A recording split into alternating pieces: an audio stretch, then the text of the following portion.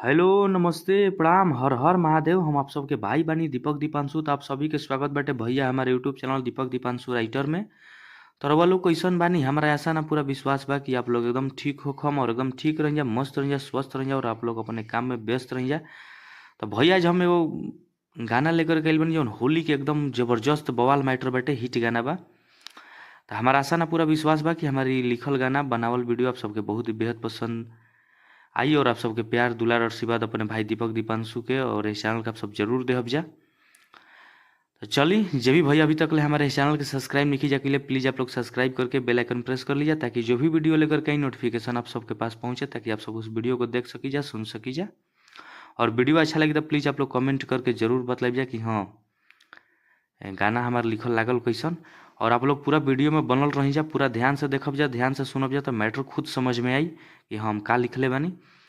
तो आप सबके बता दी कि तर्ज उहे गाना के बाटे जौन कि टुनटुन भैया आज कुछ दिन पहले गइल रहन कि तुझे हड़ रूपवा के क्यों ने सजनिया, तो हमू हई रुपिया के किंग हो। उहे तर्ज बा, किंग vs क्वीन टुनटुन यादव। तो बहुत एकदम जबरदस्त होली के गाना लेकर के आइल बानी वही गाना पर। तो आप सब ध्यान से देखब जा, ध्यान से सुनब जा। और जे भी भाई का हमसे पर्सनल गाना लिखवाए कोई तो भैया लोग हमारे नंबर पर संपर्क कर सकता नहीं जा। हमारी नंबर डिस्क्रिप्शन बॉक्स और वीडियो की स्क्रीन पर सभी जगह मिल जाई। तो चली डिबेट गाना बाटे, हम आप सबके ज़्यादा समय ना लेते, हम मुखड़ा के डमी कही के सुनावत नहीं। लड़की कहताड़ी अरे की आइल बाटे होली, बोला जन मीठी मीठी बोली। कि आइल बाटे होली, बोला जन मीठी मीठी बोली। आ रंगे ना दे हम गोरे गाल।